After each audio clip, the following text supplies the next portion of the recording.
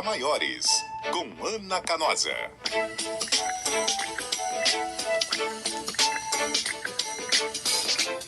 Vamos falar de sexo. A Ana Canosa aqui com a gente, sexóloga, psicóloga, terapeuta de casais, nossa comentarista de sexo do CBN Noite Total. Cadê ela? Temos a Ana aí com imagem? Oi, querida. Boa noite, eu te vi agora. Oi, lindona, Olá, tá boa? Ana, que bom. Gente, a Ana estreou na quinta-feira passada, portanto faz uma semana. Já chegaram tantas perguntas, né, Ana? Já. E a maioria de perguntas de homens, hein? Achei muito legal isso, bem curioso. Mas talvez as mulheres estejam um pouco envergonhadas. Mulherada. Ou talvez elas falem mais sobre sexo com as suas colegas ou com os médicos, né? Entendi. E aí, né? Acho que tem Acho isso que também. você matou a charada. Né? Elas estão mais resolvidas, talvez. Né? Talvez circulem mais a comunicação, talvez busquem mais ouvir coisas, leem mais questões, né? Mas eu acho que tem essa diferença ainda marcada pelo gênero. Pois é. E ainda mais que a gente não vai dizer o nome dos ouvintes que não queiram que os nomes sejam revelados, então eu acho que isso também deixou os homens mais à vontade. Esse primeiro que você selecionou, inclusive, a gente nota, ele fez um texto bem longo e a gente nota a angústia dele. Isso, pelo exatamente. texto. O jeito é que eu não vou ler aqui o texto porque é muito grande, mas é muito revelador. Inclusive, ele pede desculpa por falar essas coisas. E não, a gente está aqui para isso. Eu vou tentar resumir, tá, Ana? Tá bom. A questão dele, vou na questão, depois ele passou por um período, desde a adolescência. Ele tem vício em masturbação e diz que é um vício aterrorizante. Então, não Exatamente. é bom. Não é bom. E que ele pratica com tanta intensidade que ele acredita que, por causa disso, ele passou a ter... deixou a parte muscular do pênis totalmente flácida. Então, ele tem também problema com disfunção erétil, impotência, né? Que ele atribui ao excesso de masturbação. E aí ele não consegue ter ereção, aí ele tem, claro, a esposa dele fica muito frustrada, ele se casou aos 44 anos com a primeira e única namorada que ele teve na vida, então ele só conhece uma mulher, que é a esposa dele, casou com 44 anos, hoje tem 59 anos. E ele começa a mensagem falando sobre a casa dele, que os pais foram sempre muito rigorosos e de que deve se respeitar a mulher. O pai e a mãe nunca expressaram nenhuma intimidade, nenhum beijinho, nenhum abraço, nada, nenhum contato físico na frente dos filhos. Então é um ambiente de muita repressão sexual. Né, Ana? O que dá para dizer? E aí ele pede perdão. Ele termina assim, ó. Perdão, Ana, por algo que eu possa ter dito. Puxa Uma fofura. Quero mandar um beijo grande para esse homem que se abriu para o nosso programa. Eu achei porque bonito. ele foi extremamente delicado e eu fiquei assim pensando, né, juntando a questão dele falar da família, de uma família mais repressora, onde ele é impelido, educado a ser extremamente cuidadoso com a mulher. Ele reproduziu isso no e-mail, ele foi extremamente cuidadoso para comigo, né? Sim. E fiquei pensando que sexo não combina tanto com só ser extremamente cuidadoso ou só ser extremamente educado. Claro, eu não estou falando aqui na questão do consentimento de fazer sexo, da ética, da empatia, mas eu estou dizendo que o sexo ele precisa de uma dose de sacanagem. O sexo entre duas pessoas, ele precisa de criatividade. Ele é da ordem ali da transgressão. Ele gosta da sacanagem. E aí pode dar uma xingadinha. Pode tudo, né? Agora a gente sempre diz, né? Nem tudo que pode convém. Mas aí é outra história. Claro, precisa ver o limite da outra pessoa. Mas, exatamente. Né, você vai mas sentindo. tem a fantasia. Então, assim, fico pensando que homens como ele e outros homens, até um pouco mais velhos, que fizeram essa distinção entre o que é da ordem do sexo não é a mulher que é da ordem do casamento. Então, essa distinção entre a mulher família, a mulher materna e a mulher para o prazer sexual sempre foi uma dicotomia que aconteceu, né, ficou muito marcada para essa geração de homens e que, portanto, muitas vezes tem dificuldade de olhar para as suas mulheres como essa mulher erótica, desejante, que gosta de sexo, que eu posso falar não sei o quê, que eu posso mostrar, que eu posso virar e acontecer. E arruma um amante, né, Ana? Às vezes encontram na relação extraconjugal essa possibilidade de não serem julgados. É muito comum isso, Tânia. Os homens ou as mulheres terem fantasias sexuais e não contarem para as parcerias com medo de serem julgados e perderem o amor. Então, fiquei pensando que na história dele, isso pode fazer sentido. Então, um tópico para ele refletir. Será que eu estou olhando para minha mulher só como uma mulher santa, materna, família, então eu nem consigo ver aquilo que eu, né, consigo agir do jeito que eu gostaria? Essa é uma questão. A segunda questão é essa associação que ele faz com a disfunção erétil e a masturbação. Num primeiro momento, quando eu li o e-mail, eu achei que ele fez uma associação física, do tipo, eu me masturbei e provoquei um dano físico no meu pênis. Entendi isso. Né? Eu também entendi, uma questão muscular. Mas não há na literatura essa associação de masturbação, mesmo que compulsiva, com um dano nos corpos cavernosos do pênis, por exemplo. Pode haver uma inflamação por excesso de masturbação, ralar o pênis, de né, ficar vermelho, assar, tudo isso. Agora, um dano nos corpos cavernosos só com a masturbação não é usual. Quer dizer, a masturbação não leva à impotência sexual, não tem nenhuma relação. Mesmo que compulsiva, não.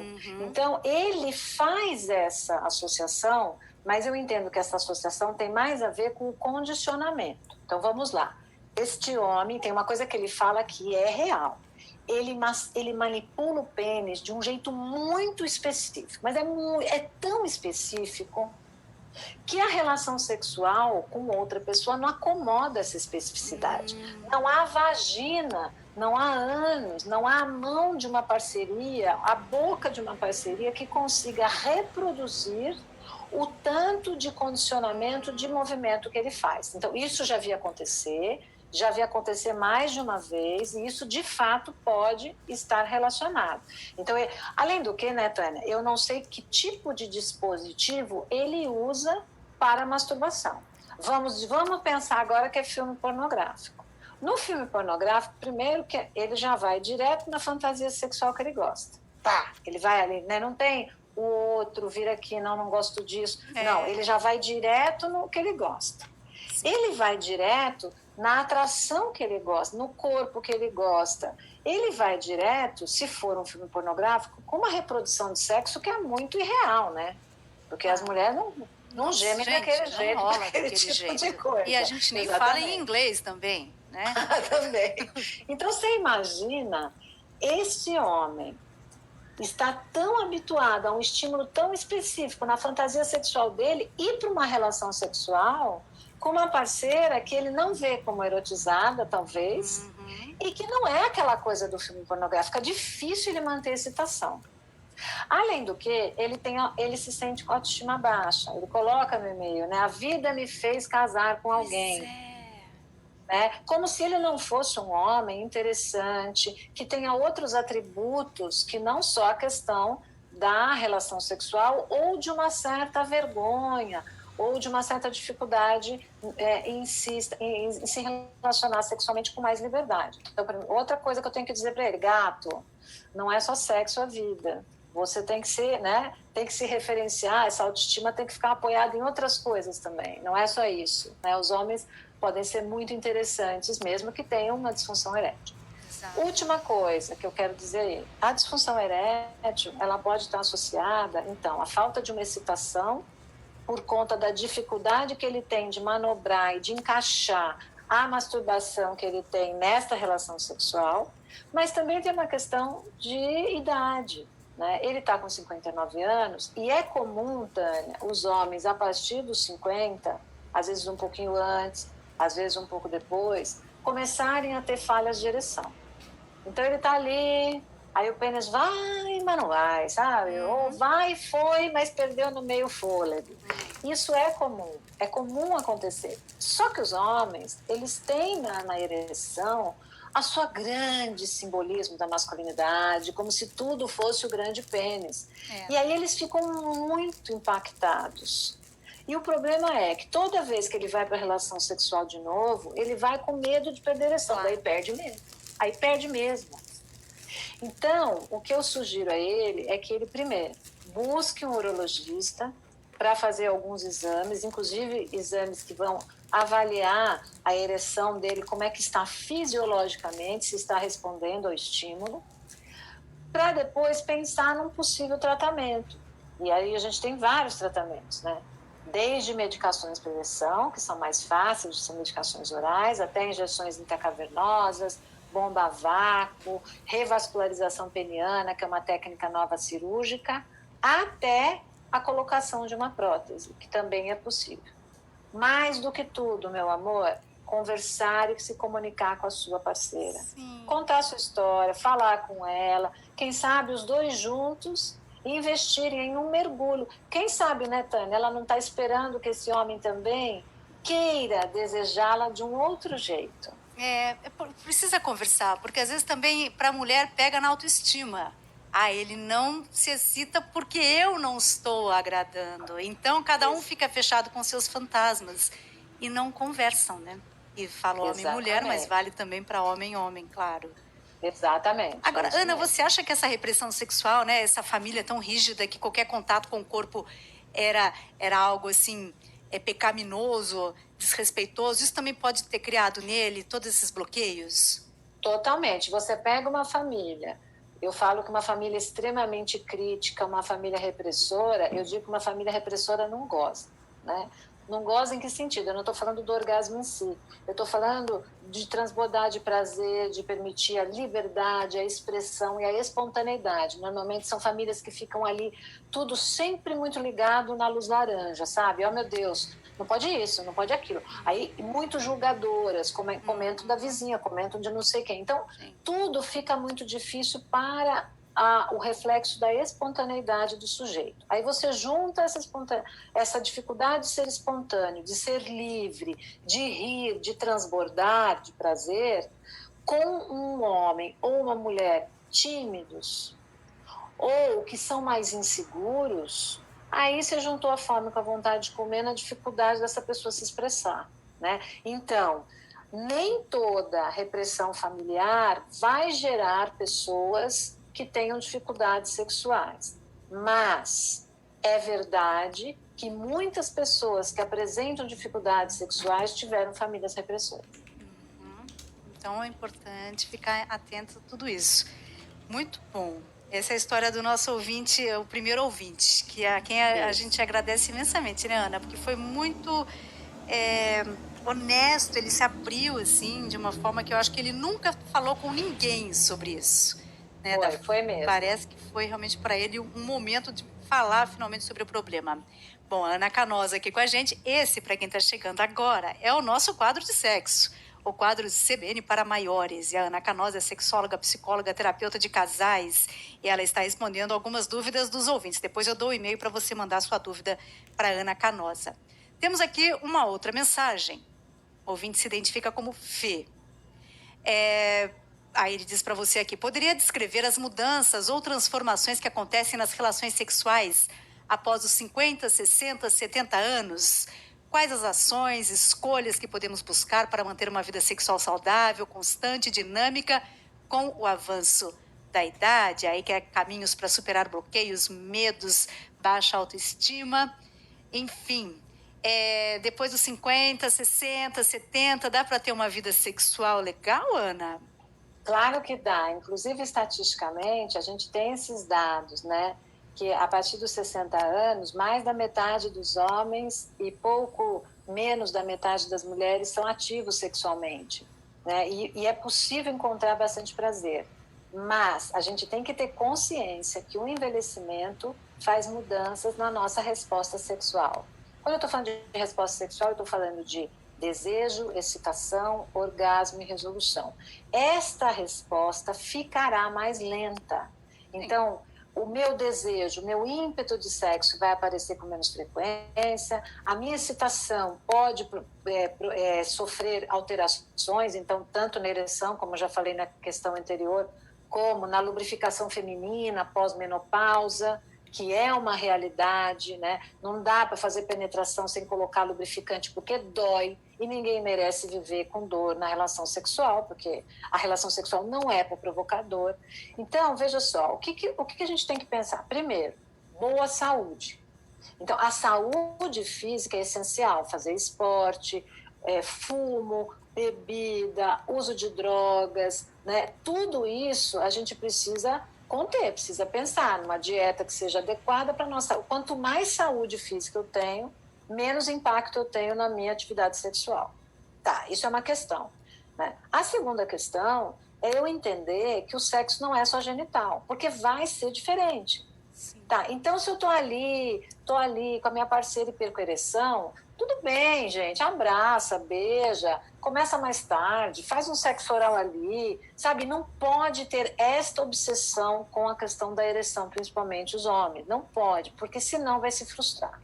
Uhum. Então, o que vai acontecer? A ereção masculina, ela vai perder o ângulo. Então, quando você tinha um pênis, né, com 30, 40 anos, ereto, assim, super rígido, então vai perder um pouco da rigidez, nem sempre vai estar super rígido, e ele vai perdendo a angulação.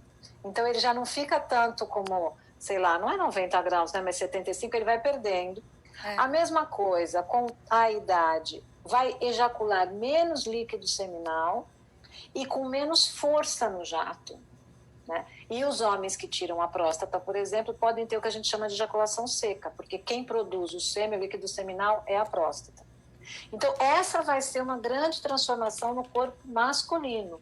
E no corpo feminino, a gente vai ter o problema dos estrogênios, né? A diminuição do estrogênio, que pode provocar, na maior parte das mulheres, dificuldade na lubrificação vaginal. Então, não é que a mulher não está excitada, ela se sente excitada, mas ela não consegue lubrificar pela dificuldade de estrogênio. Aliás, Tânia, é super importante que nós estamos com a menina, nós vamos acabar amanhã esse negócio, olha só. Vamos embora. Os homens heterossexuais têm muito hábito de medir, eu estou colocando entre aspas aqui, quem está nos vendo, a excitação feminina ao colocar a mão na vulva e sentir a lubrificação. Então, isso pode gerar dois problemas. Às vezes, as mulheres, elas estão lubrificadas porque elas têm um estímulo, mas elas não se sentem excitadas ainda. É interessante isso. Você tem a resposta do corpo. É que nem você vê, por exemplo, sei lá, uma cena sexual na TV que você nem curte tanto, não é muito da sua grado, mas você pode ter a resposta de lubrificação. Mas você não se sente excitada ainda. Você ainda não está ali. O corpo responde, mas você não se sente. Então não é um termômetro. Exatamente. E o contrário também. Então o fato desse homem estar com uma mulher mais velha, por exemplo, e ele colocar a mão na vulva dela, não significa que ela não esteja excitada. Então a gente tem que aprender a entender essa dança entre o sexo com outra pessoa de uma outra maneira, mais comunicado, mais leve, mais engraçado, mais bem-humorado, sabe? Aí, sabe, outro dia eu estava com um casal cujo homem tem 70 anos e ele está tendo problemas de ereção. E aí a gente estava falando de várias práticas possíveis, tal. Daí ele falou, olha, tem uma posição que me ajuda muito, que é a posição X, ali a minha ereção, eu não perco a ereção. Aí ela falou assim, então, meu bem, mas me dói muito as costas, amor. Não dá para fazer, nós vamos ter que adaptar. Então, veja, com legal bom humor, falar sobre isso. Então, legal. Com bom humor, com leveza. Então, se eu posso dizer alguma coisa para o Fê, vai mudar, saúde sempre, visitar urologista e ginecologista, conversar com a parceria, tanto se for um homem ou se for outra mulher, e levar mais na brincadeira, no abraço, e ir em busca também de soluções medicamentosas para algumas queixas, né, ou outras soluções para algumas queixas que a gente possa vir a ter. Ele pergunta sobre se psicoterapia ajuda também. Ajuda muito, muito, tanto, muito, muito. Bom, Ana, vou fechar. Esse aqui, ele até fala assim, ó. Ele começa com o nome dele, ele não quer sigilo. E no final ele ainda fala, pode falar meu nome. Meu nome é Cláudio Barbosa, sou servidor público do Espírito Santo. E aí ele também faz um textão que eu vou ter que editar aqui. Que também achei muito interessante, o Cláudio. Porque ele tá por cima da carne seca, hein, Ana? Ele tá se achando. Tá se achando, tá. hein, Cláudio? Adorei o ele diz assim, ó, que ele vive numa união estável há 4 anos, e aí que ele aprendeu com vídeos de sexólogas. Será que ele aprendeu com você? Ele aprendeu com vídeos, enfim, na internet ele aprendeu como fazer sexo oral e também as preliminares. Então ele tá sabendo como é que a coisa funciona. E ele pôs em prática. Ele sabe os pontos-chave. Eu anotei algumas palavras aqui. E aí ele fez uma autocrítica, ele acha que os homens têm que fazer uma autocrítica e têm que aprender a dar prazer às mulheres, se preocupar em atender os desejos da mulher. E assim ele fez e deu muito certo, a mulher adorou, a mulher agora só pensa em sexo, segundo ele está dizendo. E é como uma fórmula, ele diz assim, você aprende, ó, dá certo. Aí anotei aqui uma frase que ele falou, que eu achei tão interessante. Hoje, o homem na cama que se diferencia é aquele que tem sede de aprender. Olha, o Cláudio é aquele aluno nota 10. É nota 10, nota 10. Ele é nota 10. Mas ele tem consciência que ele é nota 10, tanto que ele fala que a gente pode dizer o nome dele, inclusive. Eu adorei o Cláudio. Né? Mas eu sempre digo isso, e o Cláudio está super certo. A gente tem que aprender a ter curiosidade sobre o outro. Sobre tudo no outro. Sobre as ideias do outro, os valores do outro, o que o outro pensa. O seu amigo, o seu colega de trabalho, a sua companheira, o seu companheiro, os seus filhos. Então, nada vem pronto. E em questão de sexualidade, mais ainda, não existe essa ideia do eu sei de tudo, porque cada corpo é um corpo. Então, é muito importante ter curiosidade sobre a outra pessoa. E os homens, infelizmente, muitos homens aprenderam, né, que nasceram sabendo tudo sobre sexo, embora não soubessem nada. Né? Quantos e quantos homens não foram levados para casos de prostituição aos 12 anos, aos 13 anos, sendo que não estavam nem pensando nisso? Quantos não sabiam, sofreram calados com a primeira ereção, a poluição noturna, o medo de ser rejeitado pela primeira namorada, a vergonha de ser chamado disso ou daquilo. Então, assim, os homens, eles crescem. A gente fala muito das mulheres, que as mulheres foram muito reprimidas e ficaram muito abandonadas, mas os homens ficaram abandonados, assim, à sua própria sorte, no sentido de ou eu aprendo com revista pornográfica, ou porque eu tenho que desempenhar, eu tenho que saber, e não tem que saber. Né? É muito lindo quando os homens se dispõem a ser curiosos sobre os corpos das suas parceiras e dos seus parceiros, porque eu acho que as mulheres fizeram esse caminho. As mulheres vão em busca das amigas, elas vão lá no sex shop comprar não sei o quê, né? Elas têm essa coisa de ir em busca, porque a nós não foi dada essa possibilidade, então nós tivemos que lutar por esse espaço. Os homens cresceram no privilégio de ter esse espaço garantido, mas sem conhecimento. Portanto, o Cláudio está de parabéns. O Cláudio está de parabéns. Nota 1000 para o Cláudio. Nota 1000, Cláudio. Nota 1000. Muito bom, é isso. É fazer uma autocrítica, se preocupar em atender os desejos dela. Parabéns. Ana Canosa, muito legal, sempre bom falar com você. Esse quadro é maravilhoso. Muito obrigada, viu? Até quinta. Até quinta, querida. Foi uma delícia. Boa noite a todos e a todas. A Ana Canosa, sexóloga, psicóloga, terapeuta de casais aqui no nosso quadro de sexo, CBN para maiores. Você pode mandar a sua pergunta também para Ana Canosa. Não fique intimidado, intimidada. Mande as suas perguntas. Garantimos o sigilo do seu nome. Se você não quiser falar, a menos que você seja como o nosso ouvinte aqui, o Cláudio, que é nota 10. Aí a gente fala. Ó, o e-mail é cbnparamaiores@cbn.com.br. É toda quinta-feira o quadro da Ana nesse horário das 10h30. Teoricamente, no papel, é um quadro de 15 minutos, mas, às vezes, se o vinho tá bom, se a música tá boa, né, Ronaldinho? A gente prolonga um pouquinho. Aí, por que só 3 perguntas? Pô, mas ainda foi mais do que o tempo que era o tempo regulamentar. Já vi que nós vamos ter que fazer esse quadro aqui mais vezes, hein? É o CBN para maiores. Uma conversa sem vergonha sobre sexo.